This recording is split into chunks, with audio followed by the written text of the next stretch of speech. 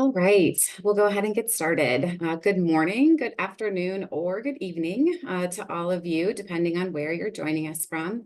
And welcome to today's webinar, Grow Your Own ECE Partnerships and Pathways. My name is Abby Coatman-Pedig, and I serve as the Research Director at the Center for the Study of Childcare Employment at the University of California, Berkeley, which is one of the core partners of the National Early Care and Education Workforce Center. Our mission at the National ECE Workforce Center is to support a diverse, qualified, and well-compensated early childhood education workforce. We believe that every child deserves access to high-quality learning experiences, and those, of course, begins with supporting the educators who make those experiences possible. Our center uniquely develops its content in community with the field, with each activity area that you can see here in this logo connected to the others.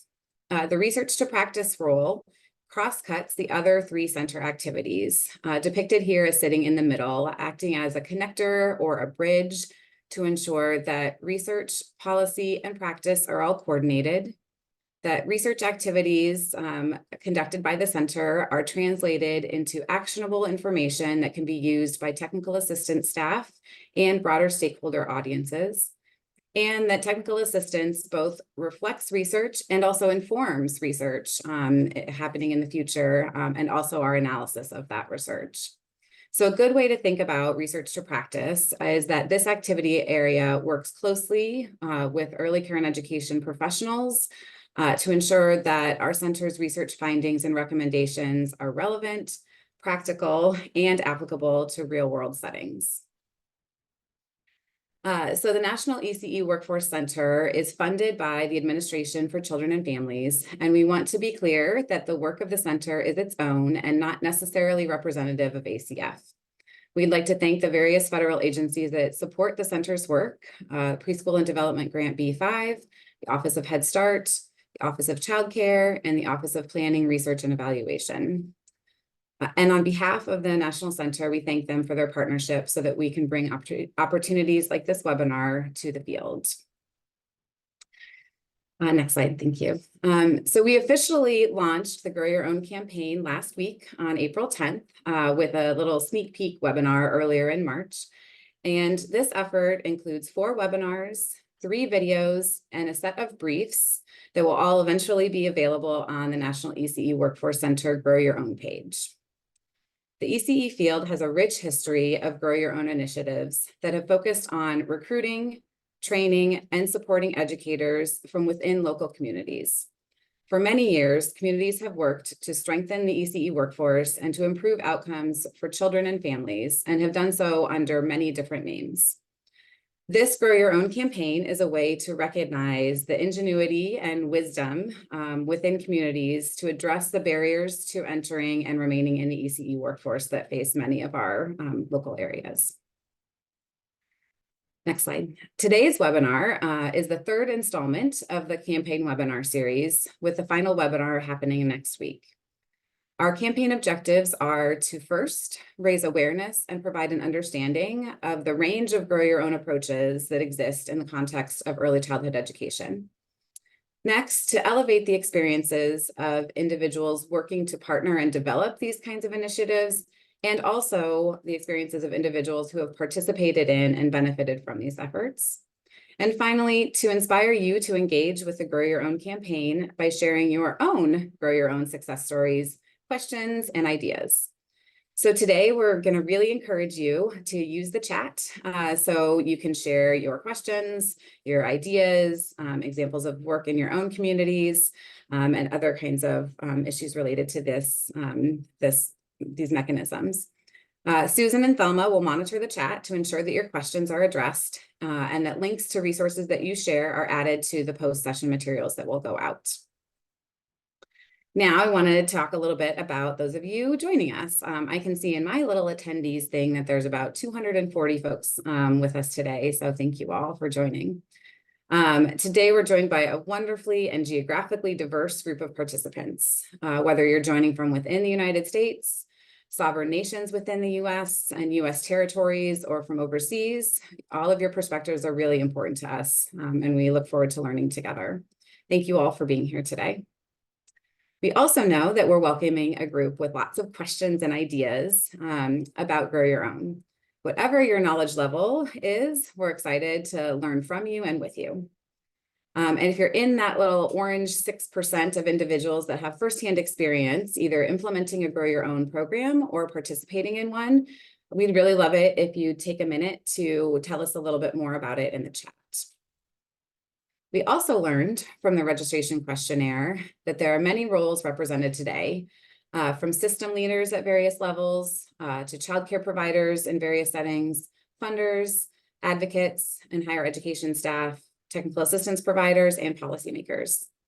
If you're a part of the technical assistance group, please give a shout out in the chat. We encourage you to share resources that you think would be helpful for this audience. In the registration, we also asked what questions you have, and you all gave us a lot to think about. It's clear that you're thinking deeply about partner collaboration, policy impact, community assessment, and the evolving role of educational institutions in supporting the ECE workforce. Today, we'll explore strategies to foster meaningful partnerships, discuss on-the-ground implications of local, state, and federal policy, and reimagine the kind of pathways we can create to better support individuals to enter and stay in the field. Okay, so I gave you fair warning a few minutes ago. We really want to hear from you today, and we have a little activity to get us started with that. So we are going to create a chat waterfall.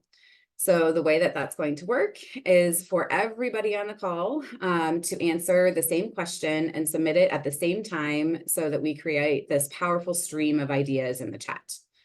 So first, I'm going to provide you with a prompt, and you'll think of a brief answer to share in the chat. When you have your answer, your idea, you're going to type it into the chat, but please do not hit send or enter until I say go. Does that make sense? Folks, good with that? Okay. So, and I'll give you a little bit of time to think and to type. So when you think about Grow Your Own initiatives in ECE, what initially comes to mind? So think of an answer, try to keep it kind of brief because we want this to kind of all flow through quickly, and type it in the chat, but don't hit send until I say. I'm going to give you about 15 to 20 seconds to think of your response and put it in the chat.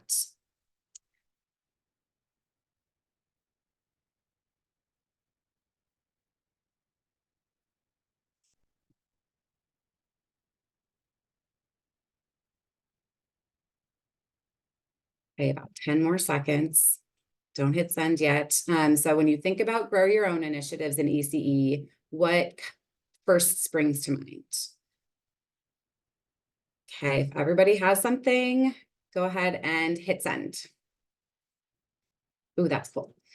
In just a minute, I'm going to pass the baton over to Ola Friday, our moderator.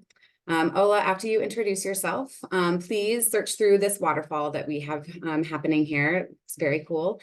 And pick something that resonates with what comes to your mind about Grow Your Own.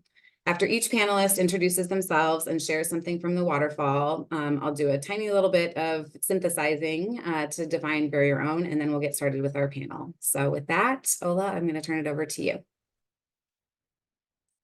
All right, thank you so much, Abby. I appreciate that. Good afternoon, everyone. My name is Dr. Ola J. Friday. I am the director of the Early Educator Investment Collaborative. I get the pleasure of moderating today's webinar. Just a little bit about my organization. We are a national funders collaborative that invests in the early childhood education workforce. We specifically focus on issues of workforce compensation, educator preparation, and competency development. And like many of you here today, we ascribe to a big vision where one day we will live in a country where there is no opportunity gap among children and where every child makes lasting gains through their early care and educational experiences. And very importantly, we believe that the adults working with children day in and day out are the essential agents required to achieve that big vision. The goal of the collaborative is to accelerate progress in the ECE profession and to ensure that early childhood educators have the supports they need to be well prepared and appropriately compensated. Our efforts are all rooted in the recommendations of the Transforming the Workforce and Transforming the Financing of ECE seminal research reports.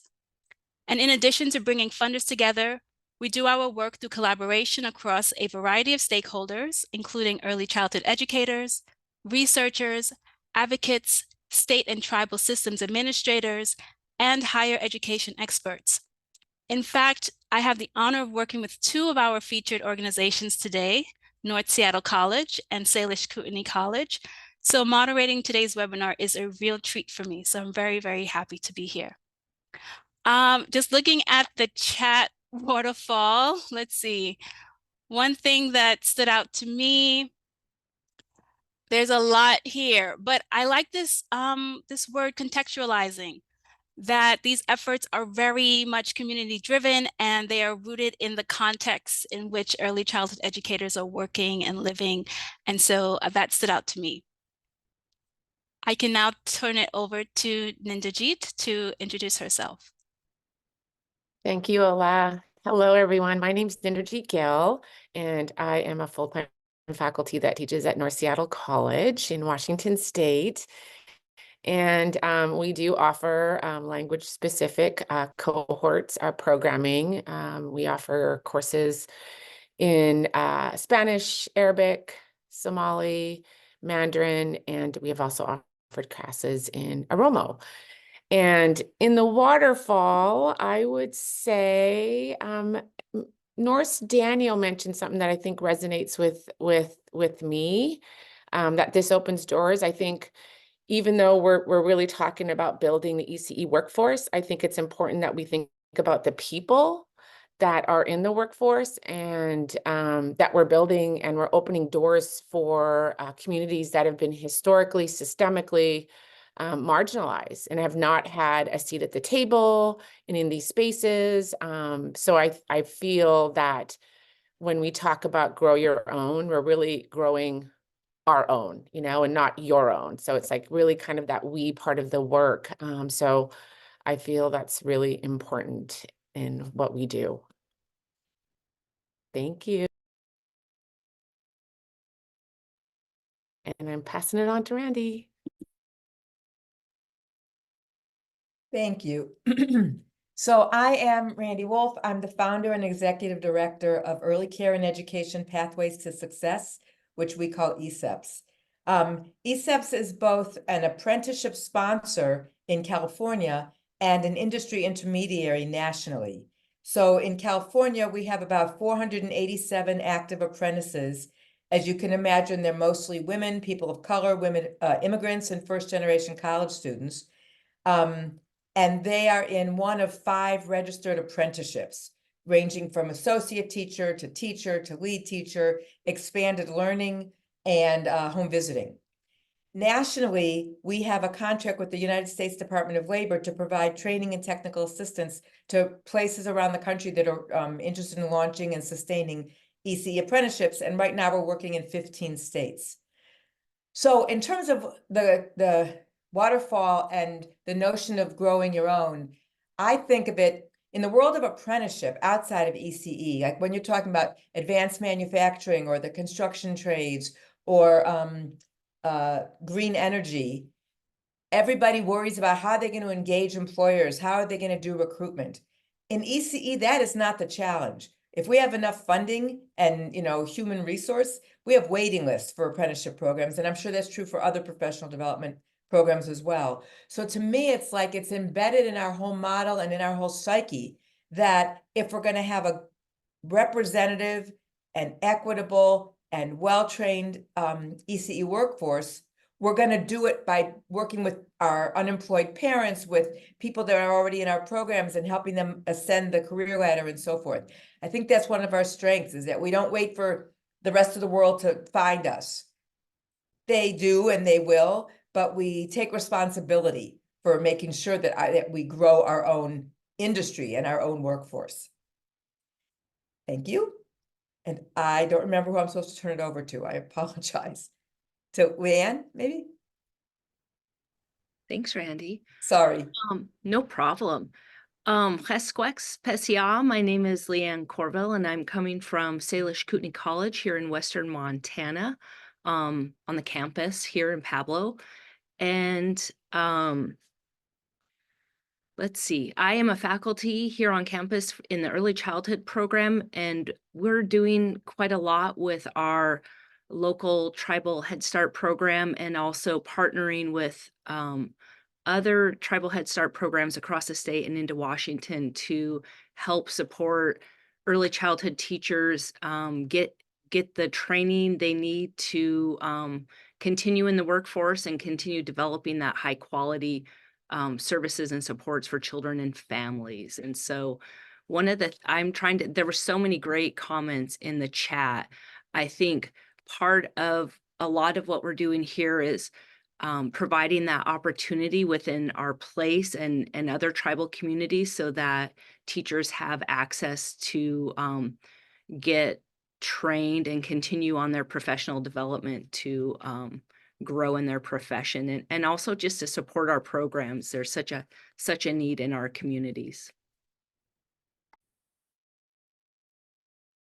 Great. Thank you all so much, everybody, both our panelists and speakers, and also those of you noting things in the chat.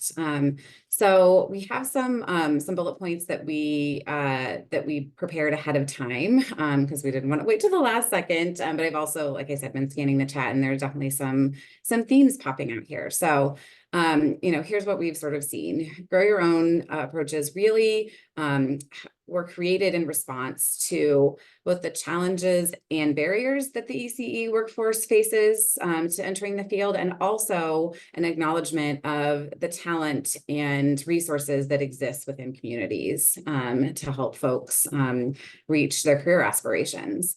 So a Grow Your Own approach typically focuses on identifying and nurturing potential educators from within local communities, including those who have faced systemic barriers. We know that systemic barriers exist within higher education and in the ECE sector, and that these barriers disproportionately affect women and women of color. Grow Your Own initiatives can provide tailored supports to reduce some of these barriers, like mentorship, scholarships, and culturally responsive and inclusive training to help overcome barriers and facilitate access to fulfilling careers. Grow Your Own are community-centric and can be designed to reflect the diversity and the talent and the resources and the knowledge and the wisdom that exists within the communities being served by these ECE programs. The alignment with local demographics can help to ensure that early educators share cultural, linguistic, and community ties with the children and families that they're working with, fostering a more inclusive and understanding educational environment, which we know is good for young children. Grow Your Own programs can also be a part of a reimagined funding structure, providing a sustainable model for developing and retaining and expanding a strong ECE workforce within communities. By investing in local individuals who are likely to remain in their communities, Grow Your Own programs can contribute to a more stable and committed, as well as more skilled ECE workforce. And finally, by empowering individuals from within the community to pursue and stay in careers in ECE, Grow Your Own initiatives can serve as a catalyst for broader community engagement and high quality early education and care. I am incredibly excited for the panel discussion to learn from those wonderful folks that you've just heard from and hear about the ways in which Grow Your Own programs that they're involved with are promoting strong partnerships and pathways to support the workforce. Ola, thank you so much for moderating. I'm going to pass the mic back to you. All right, thank you so much, Abby. So we are excited to really dive into this topic today. I know that we all want to hear much more about each of the panelists, Grow Your Own strategies and the work in their context. So I'm going to start with Nindajit to tell us a bit more about the Washington context. What were the challenges and opportunities that you all were seeing there that became the genesis and the spark for your Grow Your Own strategies? Ultimately, our Our strategy, our impetus was a student mentor who just asked a question. Can we offer classes in Spanish? And there was a handful of us on the team that were like, can we? And that's where it just started. Like, I think it's just asking those questions. And I see a lot of those questions being asked in the chat. So I think a lot of us are starting from that place of asking, what can we do? Where do we go? And then finding the right people to be able to pull those pieces together. And so our team was able to connect with an instructor who was able to teach it in Spanish. And then it just continued from there. And we found folks from our communities who were able to start teaching, or, teaching in other languages. And I also think for us, as I said earlier too, for our team, at least at North Seattle, we really want to see the community centered and kind of co-creating with them. And I think, Ola, you mentioned this, it's contextualizing. We're not just teaching what we teach in English in these other languages. We really are contextualizing the content and making sure that folks are being able to, the heart part of the work, and they're able to take what they can and really like culturally and socially contextualize the content. And I also think one of the other pieces now for us as a team, and I'm only here representing like a lot of other folks, and so I think for us as a team, we wanted to address language justice. We really wanted to disrupt this whole concept of English only. And that's the only way you could take classes, or that's the only way you can learn about early childhood education. And I think we've really, really have addressed that. And we continue to center that in our work, along with centering the people, the communities, and their voices. Awesome. Thank you so much for sharing a bit more about what sparked the work that you all are doing. I want to get Randy here into the conversation as well. Randy, I know that you work in the California context, but also nationally. So tell us a bit more about the challenges and opportunities that you are seeing both in California and beyond that really sparked your Grow Your Own strategy work. Well, so for me, I had been a professor at a state university in Illinois for 10 years. So I was very immersed in sort of a traditional approach to ECE teacher development. You go to college, you get your BA, you do your student teaching, you go and get a job, both for the strengths and weaknesses of that approach. When I moved to California, I was working with a big project that involved 6 community colleges and 7 universities, and we were creating a pathway so that ECE workers would be able to get into ECE at the community college level and then move on and seamlessly and not get lost in the shuffle. When I had the opportunity to start thinking about apprenticeship, the thing that was so compelling to me was, unlike everything I had done before, in apprenticeship, employers are at the center. Employers drive the whole thing. There is no apprenticeship without employers. You can have BA programs or AA programs without an ECE community. It doesn't work, but I mean, you could theoretically.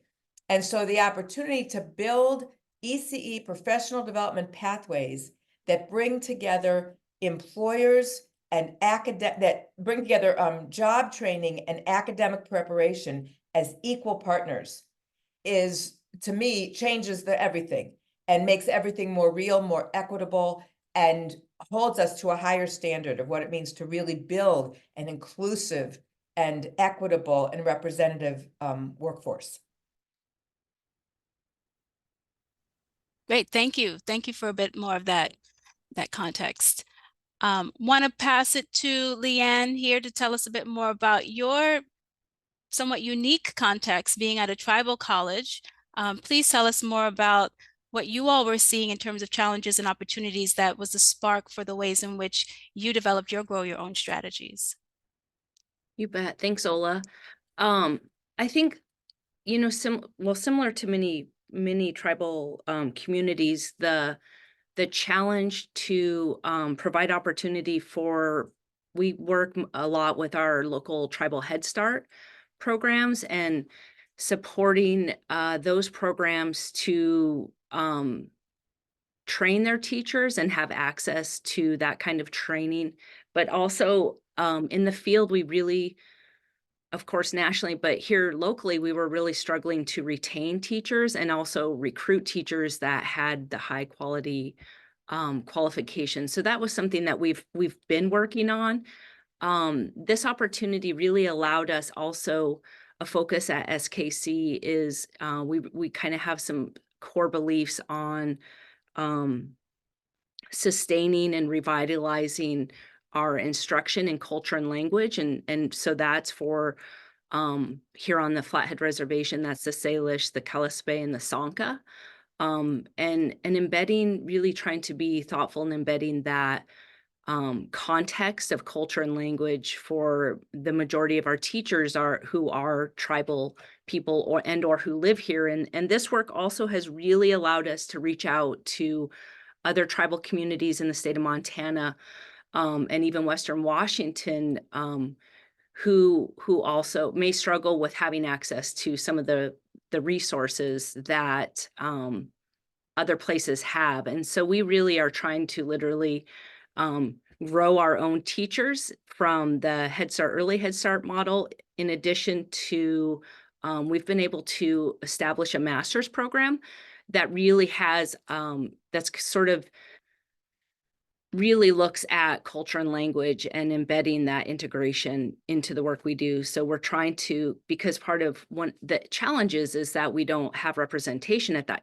higher level. And so we're looking from certificate to master's so that we have people at all levels with that training and support.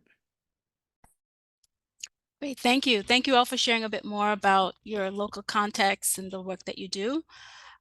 You all spoke a bit to this idea that it takes many others, many to put this together. I want to talk a little bit more about partnerships, right? And who all is involved in these strategies and efforts that you are doing. Randy, I want to start with you because you were very clear that employers are central to the apprenticeship model. So please tell us little bit more about the role of those employers and other actors in the apprenticeship model. Yes. Yeah. So every apprenticeship is sort of run by what they call, some people call it a committee, we call it a partnership. And the required partners are employers, and then what they call they meaning the Department of Labor, the training provider. Because in some industries, it's not a college, it's just, it's a non-credit bearing kind of training of some sort.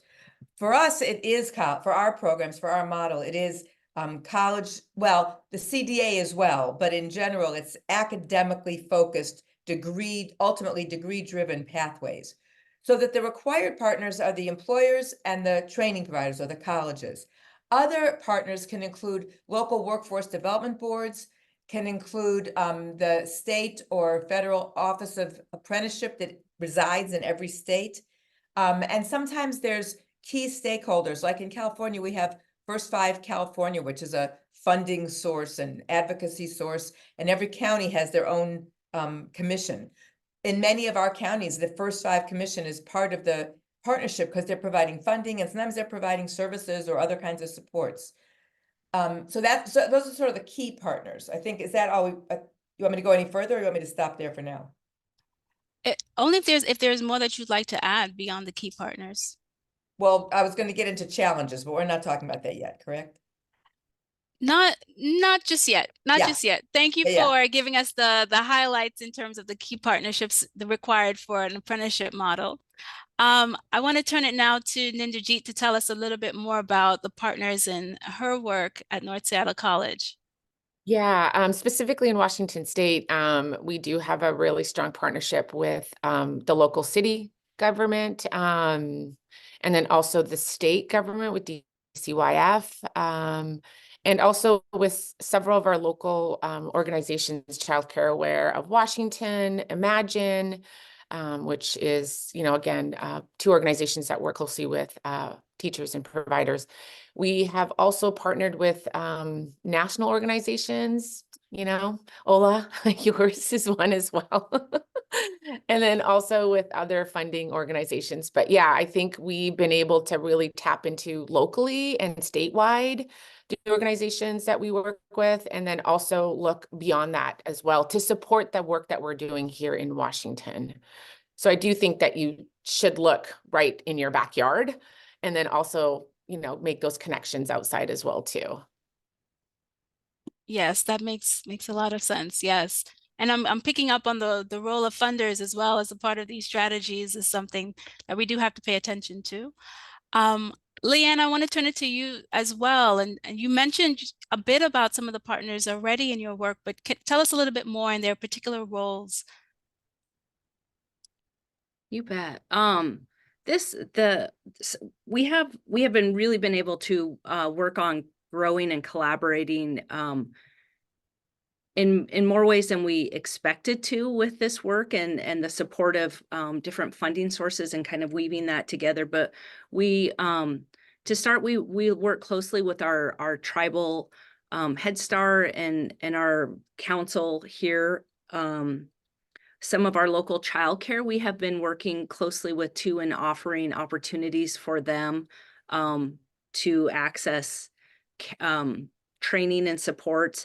We work really closely with 0 to 5 Montana in one of our state partners and some other state partners, and have been able to develop a collaborative position for early childhood tribal coordinator to work across the state and into some of our tribal communities. And we've worked really on kind of reaching out. We've had communities reach out and want in different tribal communities and a lot of our Head Start partners across the state to create those opportunities for them to provide for their teachers so that they can work on their professional goals within their place, so that they have that context of their culture and language within their home, but also later to come together and work on those higher levels.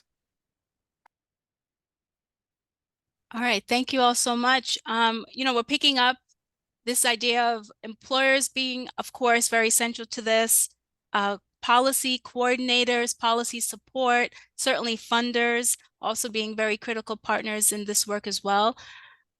In advance of today's webinar, we got a lot of questions about the role of higher education. So I want to spend some time just diving a little bit deeper into the role of higher education partners. I mean, we have 2 represented here already on the panel.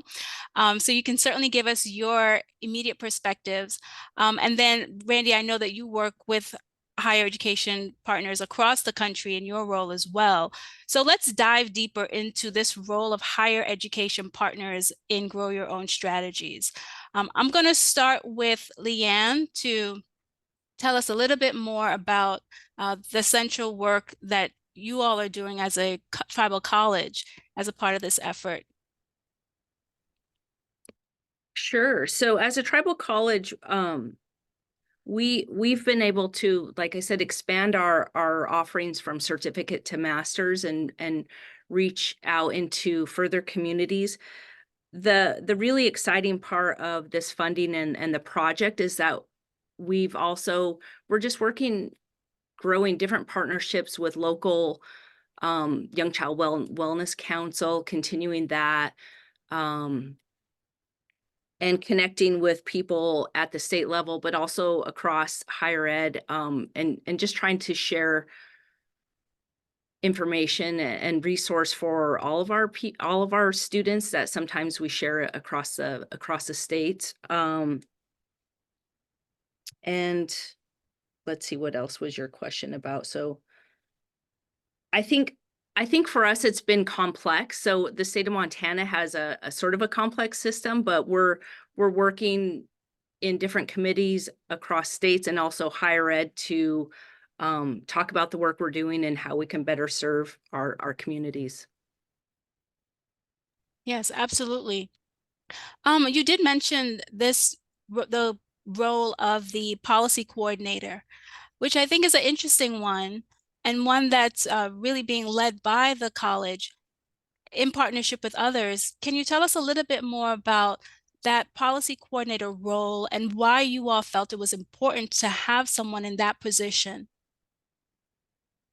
Absolutely. So we part of the work that we're doing and realizing in the field, but also here locally, is that um the need for tribal voice and representation to come to the table, whether that's at the state table or higher ed table.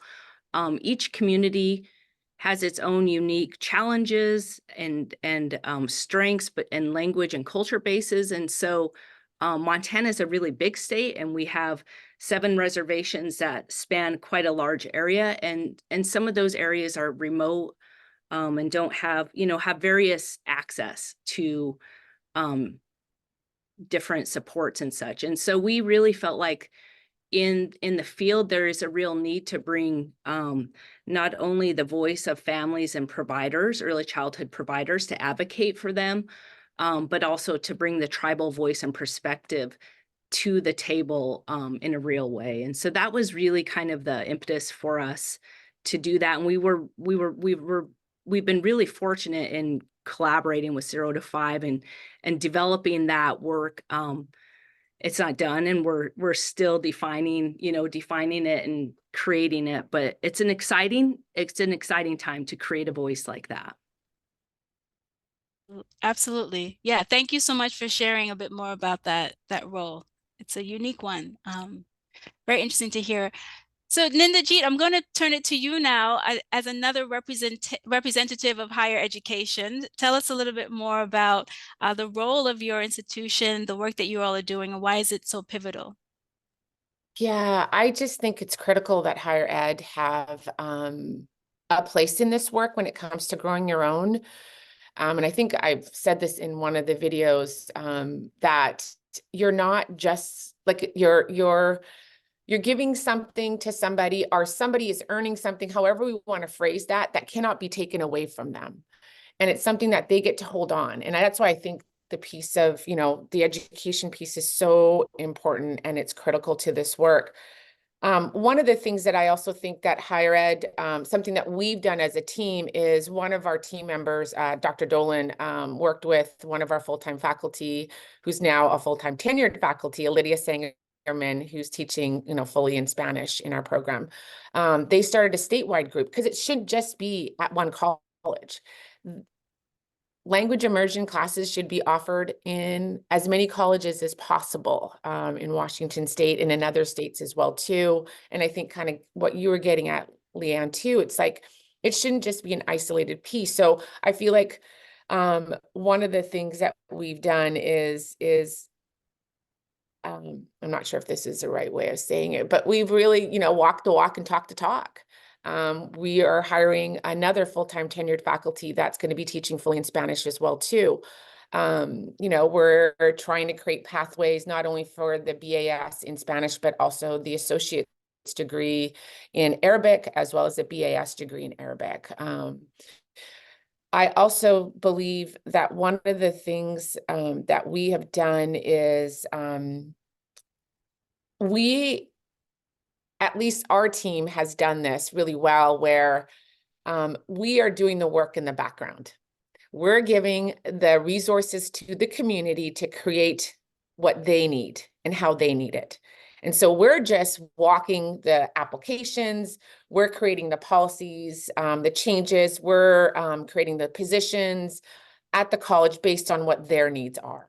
So we're navigating that complex system, but providing the communities with the resources to do that. And also showing them how to do that as well, like, not just inviting them in, but actually being, hey, these are some of the things, this is how we do it, and these are the challenges that we're up against, but we're going to do that hard work, or that background work, that systems level work that I feel that with our power and privilege in our positions, that's what we should be doing, and then giving it back to the communities to be able to create what they need. And that's how we've operated in our program, where we've done the work in the background and just provided more of that system level support.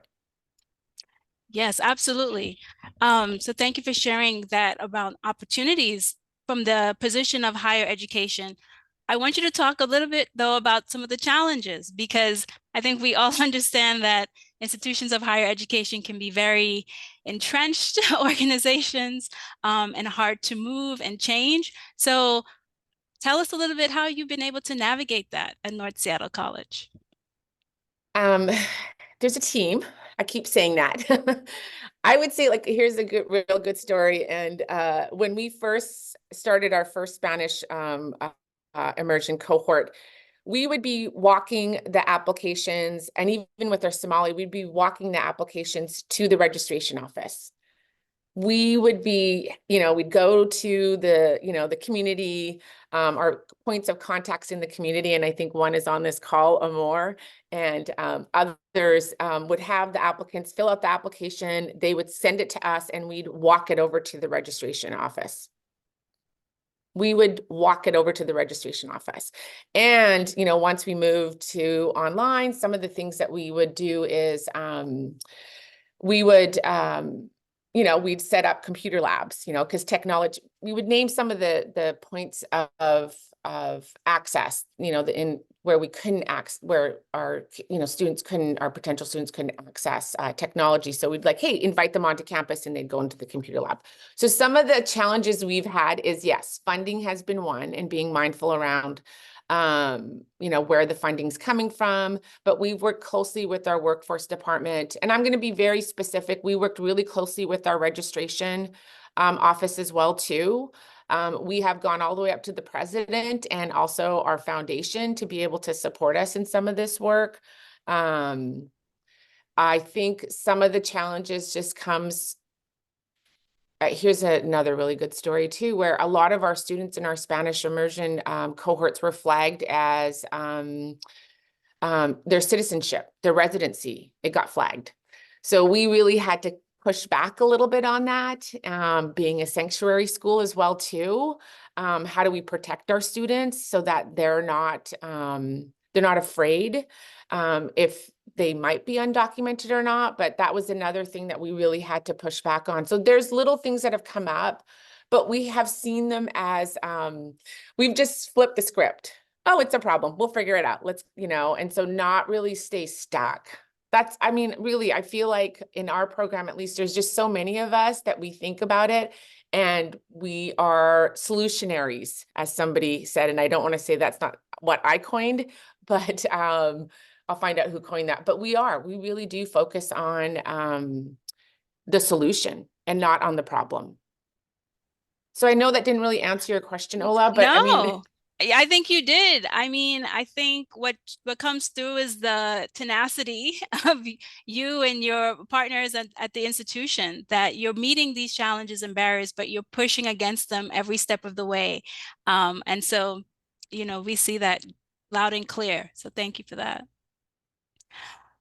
Randy, I'd like to turn it to you now. You mentioned this role of training organizations and training partners as a part of the apprenticeship model, not necessarily institutions of higher ed. So I know you have a wide sort of perspective on this, but tell us a bit about partnering with higher education institutions specifically as you're supporting apprenticeship programs developing their models. Right. Just for clarification, I was saying other industries use other kinds of training providers. In ECE, it's all about colleges, universities, and the CDA in general.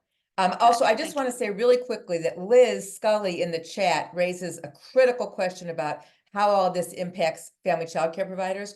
It's a really important question. I have a lot to say about that. If we have time in Q&A, let's flag Absolutely. that. Thank you. Okay, but as to your question, so first, let me just, in terms of setting the stage, we work with 13 community colleges in California and 2 universities. And then through the 15 states that we're working with around the country, it's probably another 15 to 20 community colleges. So it's quite a large sample size. And what I would say, the first thing I would say is, and it would be interesting to know if Ninjajit and Leanne, if this resonates with you. One of the big keys to success in partnering with a community college or even with a university, but for sure at a community college, is finding the right person. If you have the right faculty member or the right department chair or the right dean or the right VP of instruction or even the right president, you can make amazing things happen. And all of a sudden doors open and all of a sudden conversations are happening and people are other less visionary partners are being forced by their leadership to come around.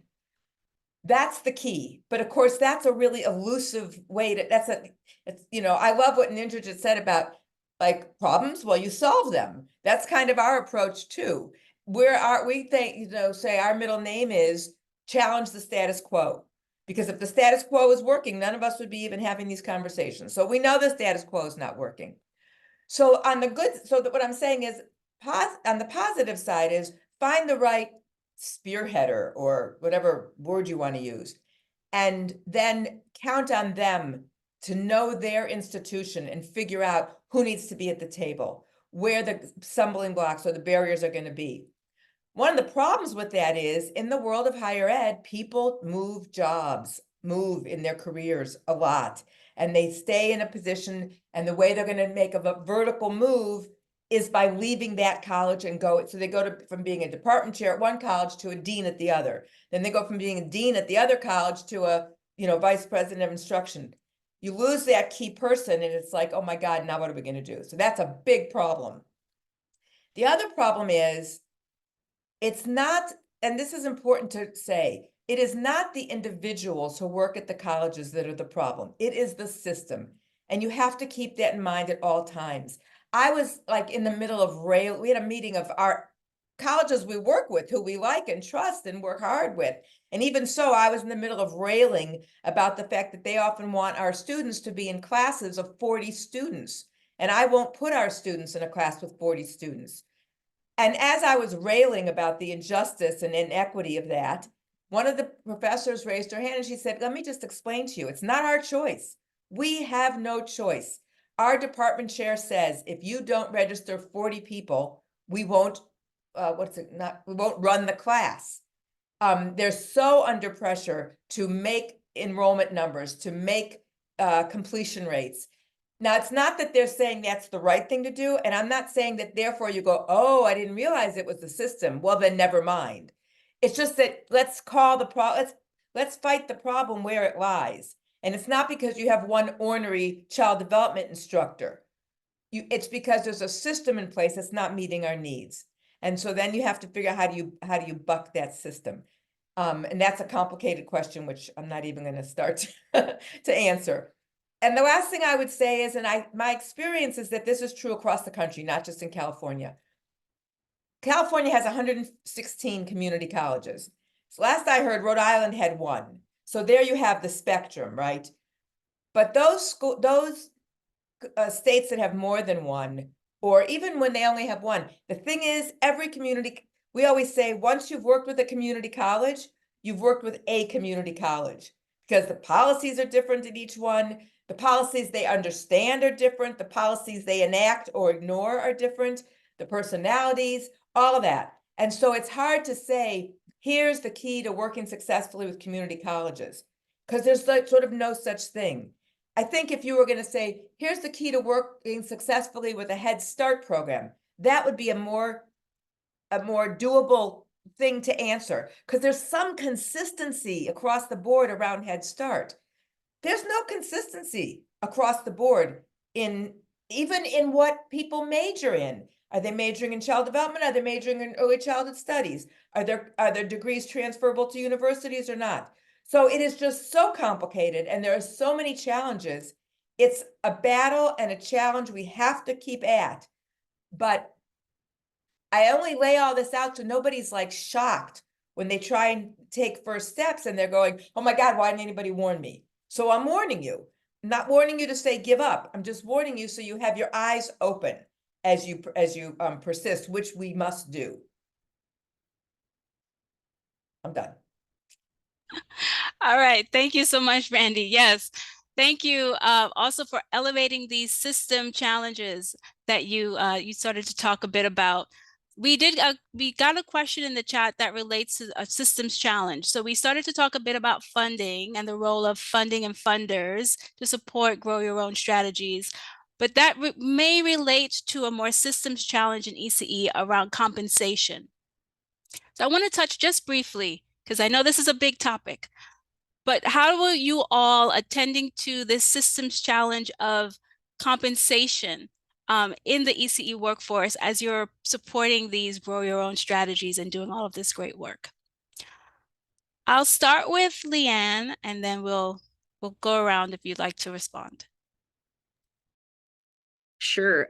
First, Randy, you're absolutely right. And you have to find the right people to come to the table with you or work with you and really that are ready to dig in and get the work done. I mean, that's just something that is so critical and the work is complex and challenging, but also we're working towards a really good goal, but finding the right people is really key. Funding in the field is part of that funding source for us here has allowed us to partially what we wanted to do was stabilize our workforce. And so even on campus, we have an early learning center, which is part of our lab school. And we've struggled to staff it with high quality trained teachers. And a lot of that is our wages, our salaries, and trying to get that to be competitive, livable wages. And so we've been able to use different funding sources to help at least get those salaries to a better level, not the best level. And you know, like many, these are working women of color, have been in the field, and we've lost some of our teachers to, you know, they just can't afford to work for us or things happen. And so we're also kind of at a point of regrowing and putting them through, you know, getting their certificates and their associates and their bachelors and so on. With that funding, we also were able to address another critical need, and that was infant toddler care in our area. And I know that's a big problem in many places. So we were able to expand an infant room and provide that service. And that room has been full from the whole year. And I think the other part too is like stabilizing the field and looking at the salaries in a way that is at a scale so that a teacher knows that the work that they've done to grow professionally in the years that they put in will be recognized, and that also they have an opportunity to continue to go up the ladder. And that's a real challenge in recruiting and retaining. And so, but you know, the other part of it is finding solutions. So then we're trying to knock on the doors of our, you know, our local government, tribal government, and other policy initiators to say, hey, this is really important, and we need to support our teachers and our families with funding at all levels. Yeah, thank you so much, Leanne. Nindajit, what about you? How do you consider compensation as a part of your work? Okay, this might come as I think there's a need. There should be a lot more advocacy around this, and it should be the voices of the teachers and the providers. I do think pay parity, like Leanne was mentioning, that really needs to be addressed. That should be first and foremost, because there is a gap, a huge gap between the pay between white teachers and Black and Brown BIPOC teachers, and that's been researched. It's out there. I think for some it's a cent or, you know, $1, not a cent, but $1 lower, less than, and even more. So I feel like that first needs to be addressed if we're talking about compensation. The other piece that comes up, I'm going to say this, and maybe I'm not in the right rooms, but when I have been in certain spaces, I'm not hearing the compensation concern from the communities that we're serving. They are really, really, they're more invested in supporting the children and the families. What can I learn more? What can I do more to support the children and families? So I think for the communities and the folks that we work with, we haven't gotten to that advocacy piece around compensation yet. I think it just hasn't come up in the same spaces for us in the same way.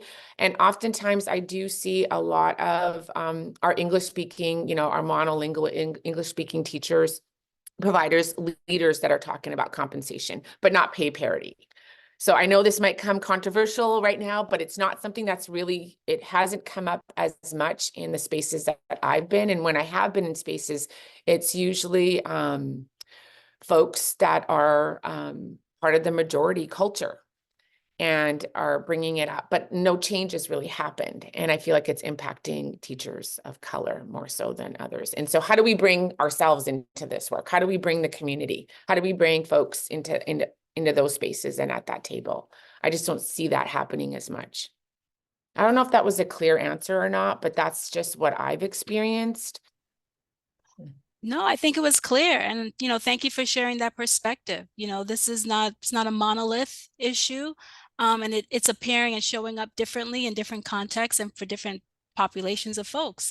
And I think you're speaking very clearly to that. Thank you. Randy, I want to turn it to you. Compensation is really key to apprenticeship models. Tell us a bit about how you support folks in addressing that and getting the funding to fund the apprentices. So I want to say several things about this because I think this is the critical issue, and that even if it doesn't face a particular community or a particular segment in a community, it is the issue nationally that's holding us back. And I say that not only because we can't rebuild our workforce on the wages that we're paying. And when people can make more money working at Target and get paid, or working at Starbucks and get paid to go to college, we can't compete with that. And it's ridiculous. The whole situation's ridiculous. That's number one. And number two, the fact that our funding is so messed up as a system is also what keeps, like, the Department of Labor from taking us seriously as a sector, because they don't want to encourage people into poor paying jobs. That's part of what I do, fighting with the Department of Labor for them to understand it's more complicated than that, and that they need to help us, not just close the door. That's a whole nother webinar. So what I want to say is two things. One, I say this all the time in ECE and outside of ECE. We don't have a wage issue, we have a funding issue. And it's the funding issue that creates the wage issue. And so the two policy issues we have to tackle. One is you're talking about parity within our ECE world, but the other parity issue is establishing compensation parity with K-12, so that if you have equal qualifications and experience as an ECE professional, you are being paid like a second grade teacher. You are getting the benefits, the retirement, the pension, all of that. That's number one. Number two, our system has to be publicly funded, just like K-12, community colleges, and state universities. Until we do that, the rest of this is just fighting over meager resources. So the second part of the answer in terms of what you're saying is, on the one hand, within an apprenticeship, you have to get raises. You can't have a registered apprenticeship. It's written into your standards. You have to make more money at the end of your apprenticeship than you made when you came into it. So that's promising, because you can't ignore the issue. But at the end of the day, everybody wants to know, well, how do we fund it? How do we fund it? And there's not an answer for that. If you happen to be in a state that has some kind of a thing set aside, or you live in New Mexico where they're doing amazing things around putting the right to ECE into the state constitution and making sure salaries are significant, well, then you're lucky and good for you. But we are not going to solve the problem state by state or community by community. And there is no money. Everyone comes to me saying, well, the DOL is funding this. That is sort of like, yes, but, and the but is the bigger part of the answer, because it's not the way people think. There's no pot of gold sitting there ready for the taking. So the last thing I want to say about this, and it's funny when Ninja said she's not sure she's in the right room. I'm sure I'm in the right room for what I'm about to say, but I'm not sure I won't get kicked out of the room. But I am going to say this, and it's nothing I haven't said to the people at the National ECE Workforce Center, so it's not like going to come as a surprise.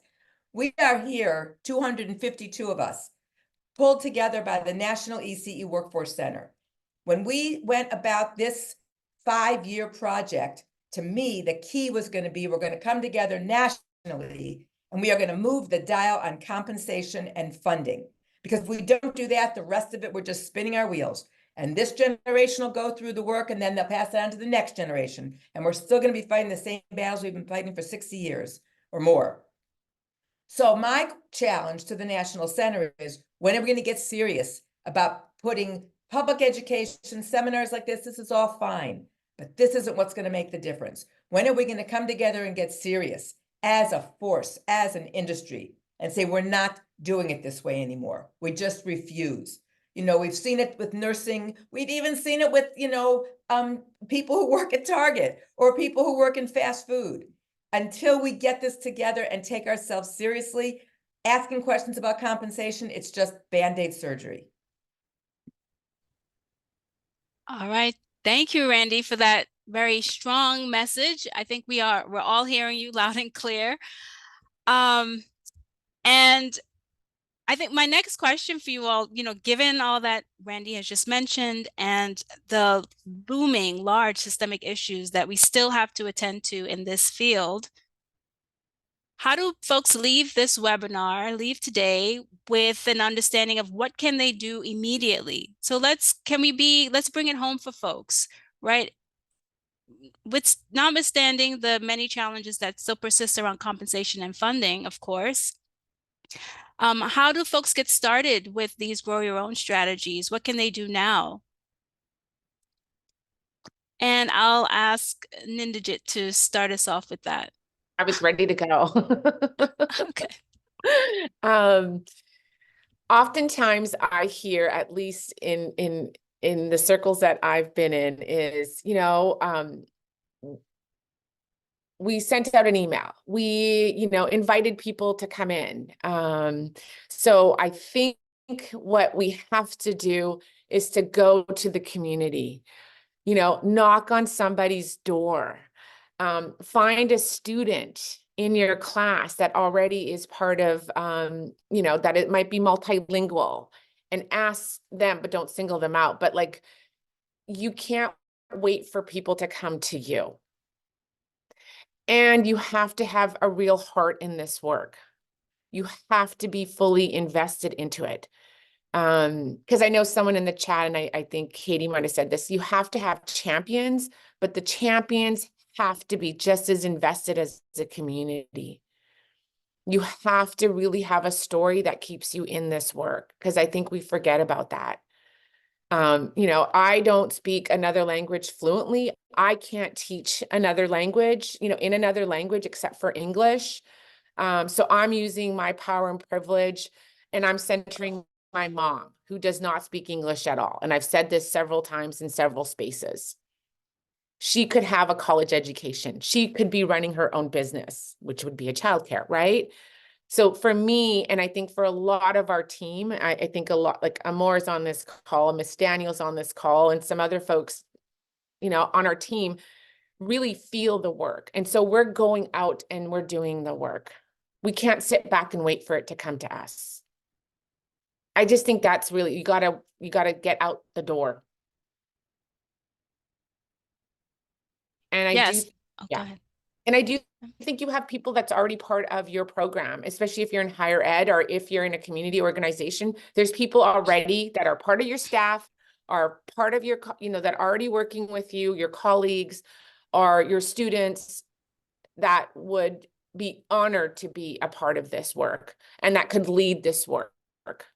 And I think someone else in the chat mentioned that we need more multilingual, culturally diverse leaders. We do. But how are we going to make that happen when we only see the same people? So I feel like we have to take that responsibility and use our power and privilege to elevate the voices of folks who are not in these spaces. We have to do the work. We can't ask the questions anymore. We know what to do. Thank you. Yeah, no, thanks for sharing that. I think you really emphasized this idea of relationships, also tapping into your local context, local community, starting from where you are. So we appreciate that insight. What about you, Leanne? How do you think about others getting started and starting doing some of the work that you all are doing at Salish Kootenai College? How do they get going? I think, there's so much that resonated with what was just said. But you have to start with your community and the people around you, and find those champions, and also learn about your system and get the voices of the children, the families, the students, your community, and what are those needs. I mean, that's an essential part of that place-based approach. And really, Randy, when you were talking too, I'm like, we have to empower, and you spoke to it too, I think, is that we just have to empower our children, our families, that first of all, like, they do deserve high quality care. They do deserve access to highly trained teachers, and that their voice matters. So I think that's one part of it. And then the other part is, then as we're training those teachers, or we're bringing in those community people, that's the other part too, is like your voice as a student, you are valued here. You have something to share, and you can make a difference in your community, right? And so that's that root level work. And there is power in coming together as a shared voice. Absolutely. The platforms, it's great to have just kind of conversations, but we also have to come to a shared vision or action to make that happen, to really start knocking on those doors, that they hear us and that they'll open the door. So I think that's a really important part of that collaborative and empowerment of all the people in sharing that. And I think Crystal, the shared vision and action, right? So when we're behind something that we feel strongly about, there's just so much more power to that. I think that's really an important part of this work. Absolutely. There's so much power in community. It just has to be leverage harnessed, right? I'm hearing that. What about you, Randy? Let's say I'm in a context, maybe I'm in the middle state where we don't have a ton of funding, but there's some opportunities. How does someone get a registered apprenticeship program going for ECE? So on this one, I have a very concrete and maybe even hopeful response. So within the world of the U.S. Department of Labor, which is where the registered apprenticeship sits, they actually are investing a lot of money in what they call industry intermediaries. And the goal of those organizations is to literally help people around the country to start apprenticeships in whatever sector they work in. So we are one of 2 national industry intermediaries for early care and education. And that means we have a 5-year contract that lets anybody who reaches out to us and says, we want to start an apprenticeship, but we don't even know where to start. Or maybe they say, we already have started it, but we're really getting confused. Or maybe they say, well, we have one group, they have 50 active apprentices, but they said, we haven't figured out how to focus on equity. We want your help with that. So it's any number of things they need help with. They can literally email us. I'll put our email in the chat, and I'll put our, our website in the chat as well. And we can work with them, and it doesn't cost you anything. That's what the DOL do. The DOL is paying for our staff time. So that's one thing. Now, we can't work with you, every 3 days, and, we're not doing intensive care. We're doing healthy families kind of, in terms of dosage, right? But we also have invented various training modalities, to use a unnecessarily fancy word, but we've invented something we call our boot camps, which are 2-day trainings that we offer different places around the country. And in the course of the 2-day training, people learn a lot, enough that they can go back to their community, pull in other partners, and start really figuring it out, and then continue working with us. We encourage people to come in partnership or with others, so they're not just, they're learning together, and they can take it back to the community together. That's one of the things we do. We do every other month or so, we do a deep dive webinar on sort of critical issues, like this issue of how do you engage FCCs in the world of apprenticeship, or what is the role of employers in apprenticeship, things that are sort of just open for anyone in the country to come and listen. And we have our national conference on ECE apprenticeship, which happens every May. So it's coming up May 6th in Sacramento, California, where we're on track to have about 250 people from 30 states. So we know how much interest and how much this is growing. So we are trying to figure out how to both run the programs and help the folks we're working directly with, but also contribute to field building and really harness this energy and focus it. So like I said, I'll put our contact information in the chat. We welcome your, your introductions and your outreach to us. Thank you. Great. Oh, thank you, Randy. Thanks for being so concrete. So now folks know where to go to get that support and get started. Randy, you also mentioned this key term, equity, and it's been coming up throughout the conversation and in different ways, pay parity, etc. I want to dive much more into this issue of equity here and how that is showing up in your work, and how are you all attending to issues of equity? We had a question around family childcare providers and to what extent they are involved, a part of your Grow Your Own strategies as one way to think about equity and access. There are many other ways. So Ninderjeet, let's start with you and tell us a little bit more about how you all are paying attention to issues of equity in your work. I think there was an earlier question around fingerprinting, and that kind, being a bit of a barrier. So I think there's some work being done around that. And I think Diana Stokes from DCYF is on this call. I thought I saw her name. So Diana might be able to respond to that.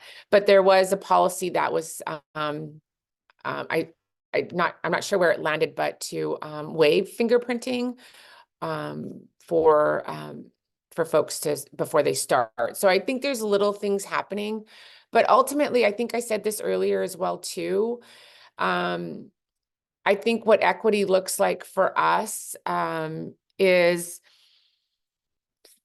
getting the funding, doing the work behind the scenes, and then providing that to the communities that have been, again, historically, systemically underserved and marginalized in higher ed, at least in higher ed. I feel like for us, equity means fully contextualizing the work in the way that our Arabic speaking community or Somali speaking community or Spanish speaking community, as well as our Mandarin speaking community, would like to have it. Equity means that we stay in the background and we use our power and privilege to do that systems level work that Randy mentioned, right? It is a system that is inequitable. So it's really, for us, it's like pushing back on that. And I also want to say, for champions, we talk about that, but some of us are tenured faculty. They can't fire me.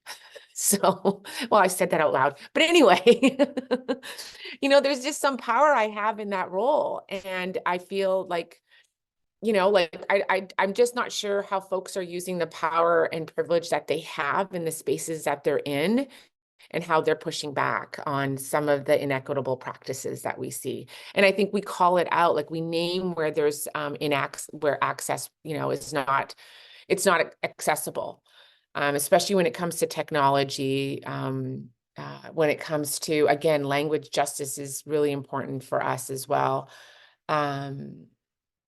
Yeah, I feel like advocacy is another place that we need to go towards, and as we talked about, compensation needs to be in this work as well. It should be a parallel process, but recognizing things are complex, right? And that's okay. I think we've gotten to a place where we want things to be nice and neat and tidy.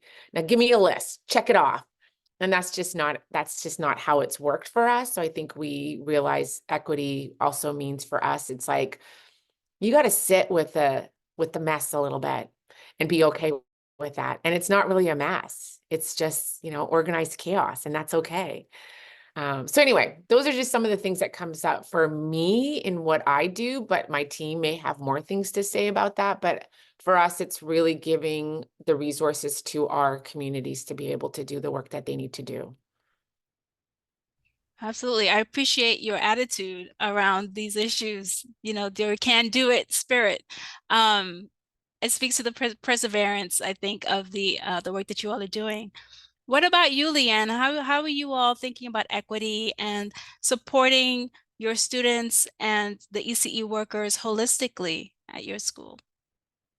You bet. Well, I think, part of the equity issue for us is we're really working hard to remove those barriers for our students. When you have working, in our example, we have many Head Start teachers, and when you're a full-time working professional, to access courses,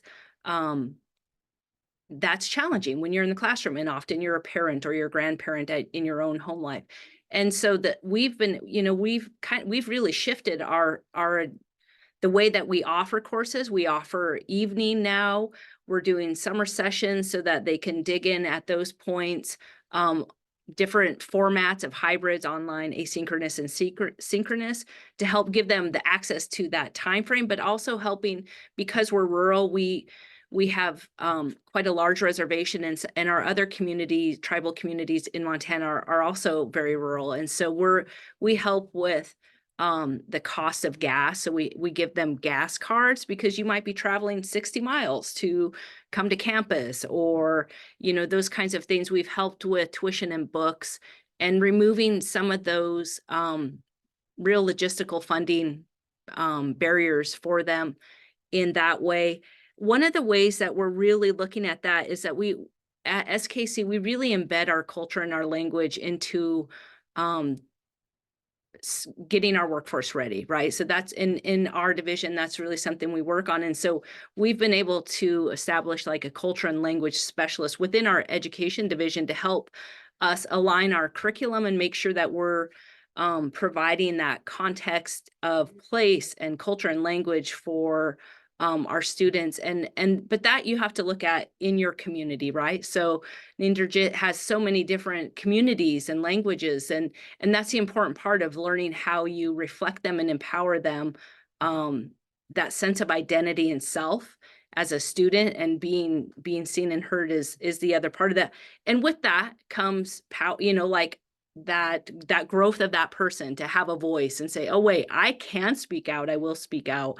And just continued funding, right? So not everybody has great grant writers. Some of us are blessed, or have really great opportunity, that we have funders or grant writers that can do that, but that's not true for every place. And so that's another issue of equity, is like continuing to give training of higher ed for us to grow in our profession and be able to become our own writers and get our voices out. Yes, absolutely. Thanks for including that different perspective for sure at the end. Turning it over to you, Randy. I had the pleasure of being in a session with you last week in North Carolina at the ECE Workforce Conference. So you did a whole session on equity and apprenticeship programs. So give us some highlights about how you think about this important issue in your work. So for one thing, I would echo what some of the specifics that Leanne just laid out, because the services and supports and changes that need to be made to the way we deliver higher ed is exactly the kind of stuff she's talking about. So I don't have to repeat all that. But here's what I would say in terms of ECEPs and our model around apprenticeship, and where we center not only equity, but access, because the two kind of go hand in hand. The first is we choose very carefully what communities we work in. And we basically don't work in communities that don't need these programs. And I don't mean that in some deficit model. I mean, if there are folks who know how to navigate a college system, they don't need us to help them. And God bless them, and go in, and thrive. But we go into communities where people are first-generation college students, recent immigrants, non-native English speakers, 45 or 50 years old and never been to college, and on and on and on, who have all the barriers of non-traditional students and non-traditional workers. And then we design programs that meet those students, those people's needs. And so, for instance, just going back to the community college, this is where we insist that, particularly at the beginning of an apprenticeship, that folks participate as a cohort. We're just about to publish a paper on one of our staff members did her master's thesis on the impact of cohort learning, and it is a game changer. I won't go into the whole thing, but if you go on our website within probably a week or two, you'll see the link to the article. So we say to the community college, we're not putting our folks in the classes that you already have set up next semester for early childhood students that happen to meet on Tuesday and Thursday from 2 to 3:30. Our folks are all working full-time, and we want them in a cohorted class. Sometimes that means we have to pay for the class. Sometimes that means they have to find other funding sources. And then we go a step further and say, not only do we want them in a cohort, we want the cohort to be between 20 and 30, ideally 20 to 25, because you can't take non-traditional students, put them in a group of 40 students, and expect them to excel without getting the individualized help that they need and deserve. We put embedded tutors in the classes so that everybody gets access to tutoring from a tutor who's been in that class every week and sees exactly what's been taught and what's been assigned and so forth. We offer bilingual tutoring. We offer bilingual program staff. What else? And then the kind of things that Leanne was saying, we make our apprenticeships, the apprentices don't pay 1 cent. We're giving them access. They're going to be employed from day one because it's an apprenticeship. So they're going to get paid from day one. But then we pay tuition, we pay fees, we pay books, we give everyone a laptop, and on and on and on. So the short answer is, we think of it as you have to walk the walk. Everyone around the country thinks they know how to talk the talk. That's fine. I want to see what that means in action. And so we have this whole, and you know, because you saw the presentation, Ola, we take it very seriously. And that's what I mean when I say we are fighting the status quo at every turn. But that's what it takes, because if we didn't need to be doing that, the status quo would be working fine for everybody. And we know who it's working for, and we know who it's not working for. Thank you so much, you all. We're leaving with walk the walk, talk the talk, fight the status quo every step of the way, be persistent. These are the themes that are just resonating with me today as a result of this amazing conversation. I wish we could keep going on and on and on. We're learning so much from all of you and the great work that you are doing. But we are at the end of our discussion. But please, folks, keep the conversation going on social media. We're under the hashtag Grow Your Own ECE. So if you have more comments, more questions, please put them there under the hashtag. This is a great campaign, and so we really want to keep it going. I am now going to turn it over back to Abby to close us out, but thank you again to our great panelists. Thank you so much, Ola and Indrajit and Randy and Leanne for sharing. Please, everybody, give them some love in the chat. It's been so great to have them with us today, sharing their experiences and their expertise. We do hope that you guys help us keep this conversation growing. As Ola mentioned, we have the hashtag. If we can go back a slide, actually, we really also invite you to join us next week and go ahead and get registered for our final webinar around supporting and nurturing talent. There are going to be some great presentations and some great discussion in that webinar as well. Please dig in and read and share the information that's already on the National Center website around Grow Your Own, and more information will be to come. We have so far released 2 videos featuring our wonderful staff and personnel from YMCA of the East Bay and Navajo Technical University that are really powerful. So we encourage you to watch those and to look for next week's video featuring Indrajit and North Seattle College. Next slide, please. And again, just want to encourage you to actively use this hashtag on social media, whatever platform you are active on, and ask questions, share your own insights, give examples of ways that you see Grow Your Own working in your community. And we are at the National Center going to be creating a compilation of these hashtag posts to feature them in the campaign newsletter going out next month. So you may even see your posts featured in that and in next week's webinar. So thank you all again for joining us. Please enjoy the rest of your day or evening. And if you haven't already, go ahead and sign up to receive our newsletter to make sure that you stay linked in to everything we're doing over at the National Center. Thanks, everybody.